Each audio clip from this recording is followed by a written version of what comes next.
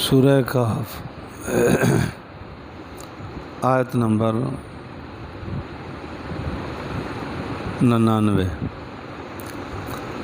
نحمدہ ونصلی علی رسولہ الکریم، اما بعد، اعوذ باللہ من الشیطان الرجیم، بسم اللہ الرحمن الرحیم۔ وَتَرَكْنَا بَعْضَهُمْ يَوْمَئِذٍ يَمُوجُ فِي بَعْضٍ وَنُفِخَ فِي الصُّورِ فَجَمَعْنَاهُمْ جَمْعًا۔ صدق اللہ العظیم۔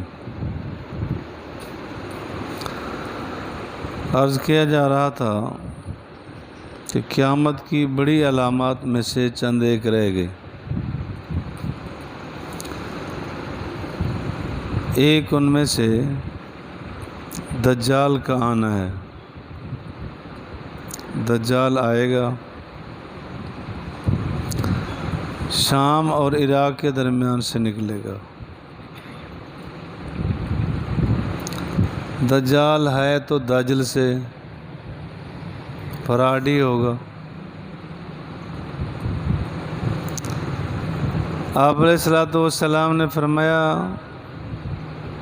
اس کی ایک آنکھ تو ابری ہوئی ہوگی، جس طرح انگور، اور ایک آنکھ اس کی کانی ہوگی، اندھا ہوگا اس سے۔ حضور علیہ الصلوۃ والسلام نے فرمایا یاد رکھو تمہارا رب کانا اور اندھا نہیں ہے، یہ دجل کرے گا۔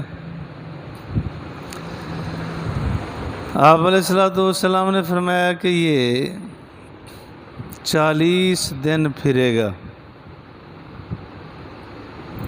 ایک دن سال کے برابر، اگلا دن مہینے کے برابر، اگلا دن ہفتے کے برابر، باقی دن دنوں کی طرح ہوں گے۔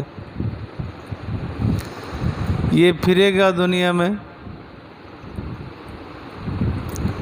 تیز ترین سواری اللہ اس کو عطا کر دیں گے، اس پہ پھرے گا، فراڈ کرے گا۔ جنت جہنم اپنے ساتھ لیے پھرتا ہوگا۔ جس کو انسانوں کی آنکھیں دیکھیں گی کہ یہ شاید جنت ہے، وہ جہنم ہوگی۔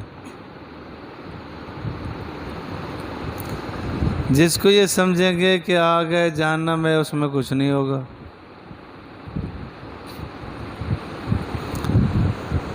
ایک قوم کے پاس سے گزرے گا، وہ کہیں گے کہ جی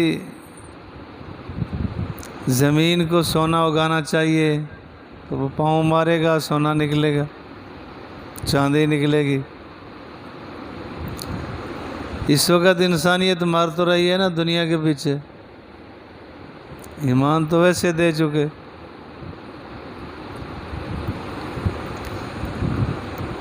کہا جائے گا کہ ہمارے فلاں فلاں مر گئے ہیں، ان کو ذرا زندہ کیا جائے، ان سے پوچھا جائے، وہ زندہ کر دے گا۔ اللہ نے ان کو اختیار دے رکھا ہوگا۔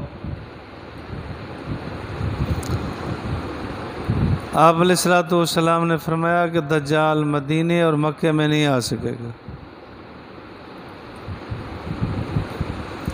مدینہ منورہ کے اس وقت 7 دروازے ہوں گے، ہر دروازے پر فرشتے ہوں گے، دجال کو نہیں آنے دیں گے۔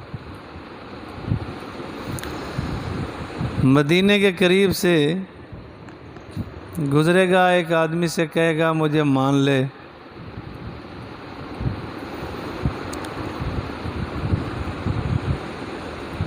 وہ نہیں مانے گا، دجال اسے مار دے گا، پھر اس کو زندہ کرے گا، کہے گا اب مان لے، وہ کہے گا اب تو یقین ہو گیا نا کہ تو دجال ہے، میں تو نہیں مانوں گا، پھر دوبارہ نہیں مار سکے۔ دجال کا فتنہ اتنا خطرناک فتنہ ہے کہ آپ علیہ الصلوۃ والسلام نے بھی پناہ مانگی۔ آپ علیہ الصلوۃ والسلام نے فرمایا سورۃ کہف کی شروع کی آیات، کچھ روایات میں سورۃ کہف جو پڑھا کرے گا وہ دجال کے فتنے سے بچ جائے گا۔ جمعہ کے دن سورۃ کہف کی تلاوت چاہیے۔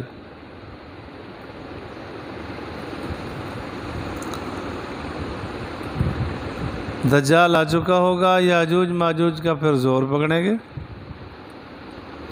میں نے عرض کیا کہ کثرت ان کی اتنا ہوگی کہ آپ علیہ السلام نے فرمایا تمہارے اعتبار سے 1000 میں سے 999 وہ ہوں گے۔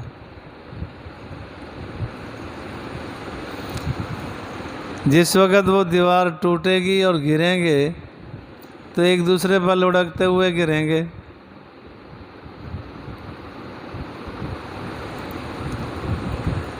کل ہی عرض کیا تھا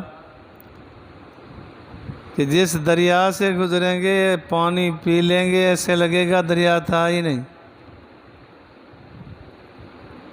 اتنا بڑا اودم اور فساد مچائیں گے۔ حتیٰ کہ دیکھیں ان کے فتنہ کتنا بڑا ہوگا کہ اللہ رب العالمین عیسیٰ علیہ السلام کو فرمائیں گے اپنے ساتھیوں کو لے کے غاروں میں چھپ جاؤ۔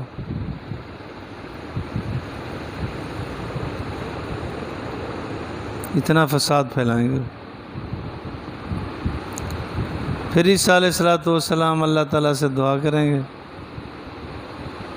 تو اللہ ان پر موت ڈالے گا، ہوا چلے گی سب کو موت آئے گی۔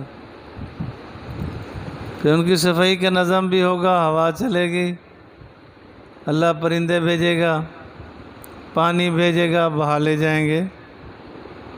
تو دجال کا فتنہ بھی بہت بڑا خطرناک فتنہ۔ حضور علیہ السلام نے فرمایا دجال کے اور اس طرح کے فتنوں سے وہ آدمی بچ جائیں گے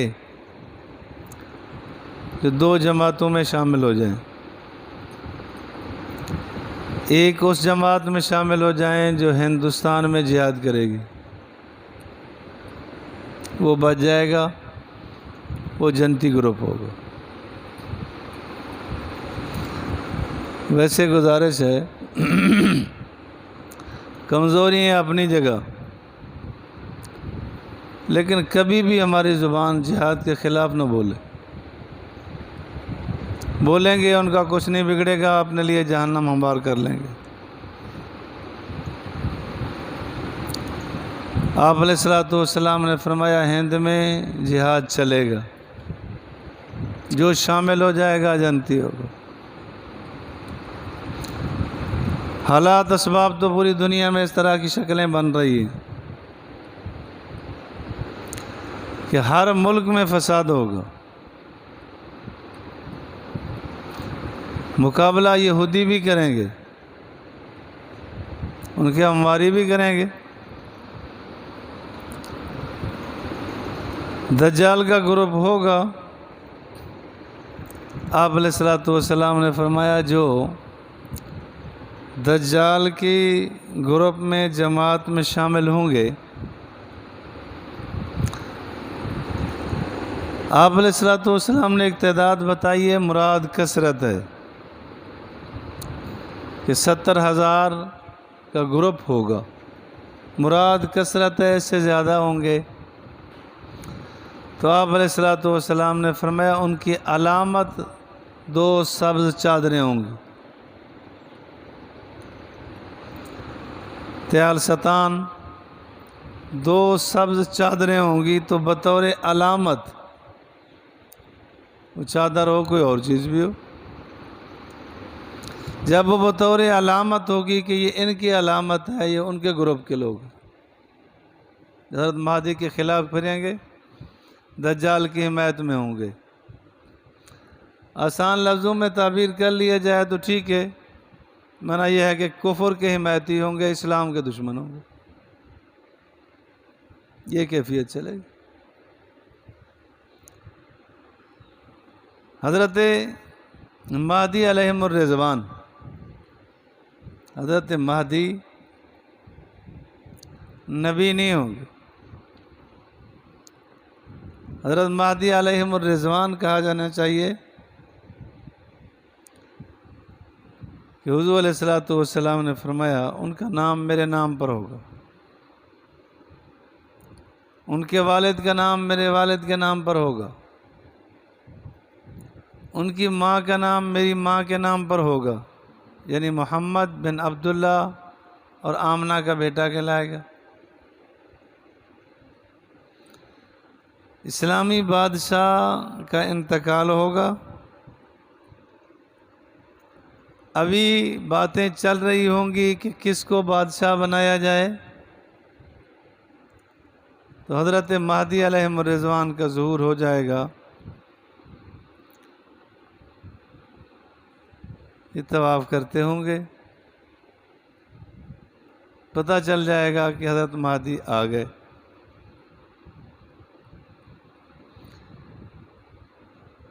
یہ تشریف لے جائیں گے شام میں۔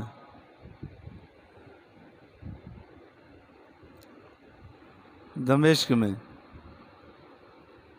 حضرت عیسیٰ علیہ السلام کا نزول ہوگا۔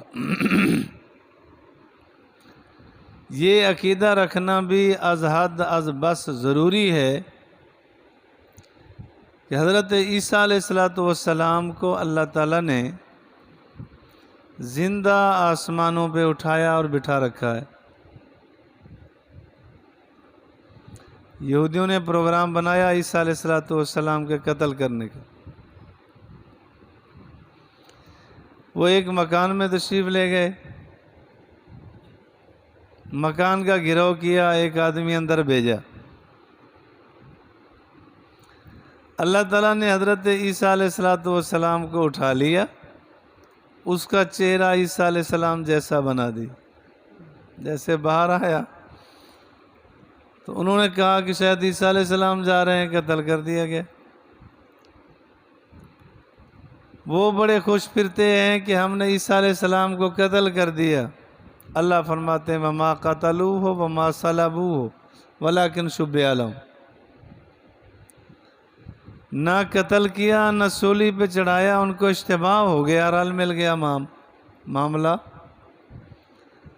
بعد میں کہنے لگے کہ ہاتھ اور پاؤں دیکھتے ہیں تو ہمارا آدمی نظر آتا ہے، چہرہ دیکھتے ہیں تو عیسیٰ علیہ السلام نظر آتا ہے، یہ عیسیٰ ہے یا ہمارا ہے؟ اشتباہ پڑ گیا۔ اللہ فرماتے ہیں ان کو ہم نے اٹھا لیا، بر رفعہ اللہ، اللہ نے ان کو اٹھا لیا، دوسرے آسمان پر زندہ تشریف فرما ہے۔ اللہ قادر مطلق ہے، عزیر علیہ السلام کو 100 سال سنانے کے بعد اٹھا سکتا ہے، 309 سال اصحاب کہف کو سلا کے اٹھا سکتا ہے، وہ قادر مطلق ہے۔ تو عیسیٰ علیہ السلام حضور علیہ السلام نے فرمایا اتریں گے۔ جب تشریف لے گئے تو تازہ غسل کیا تھا، پانی کے قطرات گر رہے تھے، یوں تشریف لے گئے۔ فرمایا دمشق کی جامع مسجد کے مشرقی کنارے پہ اتریں گے 2 فرشتوں کے سہارے پر۔ حضرت مہدی علیہ الرضوان سیڑھی رکھیں گے، پھر نیچے اتر آئیں گے۔ نماز کا وقت ہوگا، اذان تکبیر ہو چکی ہوگی، حضرت مہدی علیہ الرضوان عرض کریں گے کہ آپ نماز پڑھائیں۔ وہ فرمائیں گے کہ نماز میں نہیں پڑھاتا، پہلی نماز آپ پڑھاؤ۔ یہ اس کی طرف اشارہ ہوگا کہ پہلی نماز حضرت مہدی علیہ الرضوان پڑھائیں گے۔ حضرت عیسیٰ علیہ السلام گویا پتہ دیں گے کہ اب میں اپنی شریعت چلانے نہیں، حضور کی شریعت پر چلنے کو آیا ہوں اور چلانے کے لیے آیا ہوں۔ اب وہ قرآن پاک کی ہی تلاوت کریں گے، قرآن پاک کے ہی احکامات بتائیں گے۔ جو قرآن پاک پہ آ جائے گا ٹھیک، نہیں تو ہر یہودی کو قتل کریں گے۔ اتنے تک کی کیفیات ہوں گی کہ یہودی جس درخت کے پیچھے بیٹھا ہوگا وہ درخت آواز دے گا کہ یہودی ادھر بیٹھا ہے، پتھر کے پیچھے بیٹھا ہوگا تو پتھر گواہی دے گا، اعلان کرے گا آ جاؤ ادھر ہیں۔ ایک درخت احادیث میں غرقد کے نام سے آیا ہے، وہ نہیں پتہ دے گا، اس کے پیچھے چھپے ہوں گے کہ وہ آواز نہیں دے گا۔ اس وقت شام میں دائیں بائیں یہودیوں نے اس درخت کے لگانے کی کوشش کی ہوئی ہے کہ کثرت سے وہ درخت لگا رہے ہیں کہ یہ ہمیں پناہ دے گا۔ جب اللہ کا عذاب آئے گا نہ درخت رہے گا نہ یہودی رہے گا۔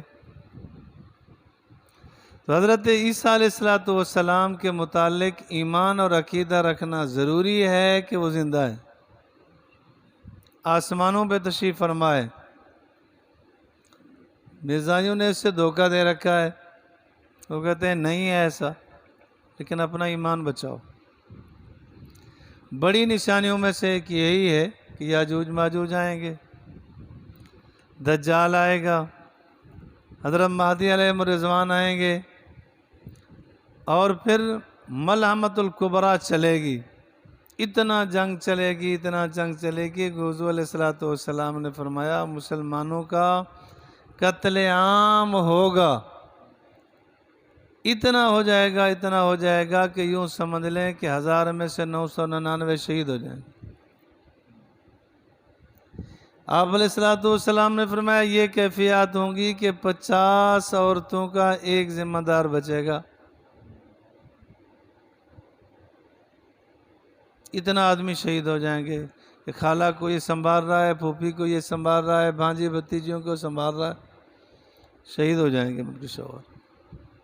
یہ کیفیات ہوں گی۔ تو یاجوج ماجوج بھی ان میں سے ہے، باقی بھی اس پہ کچھ عرض کریں گے۔ اللہ مجھے اور آپ کو دین کی سمجھ نصیب فرمائے۔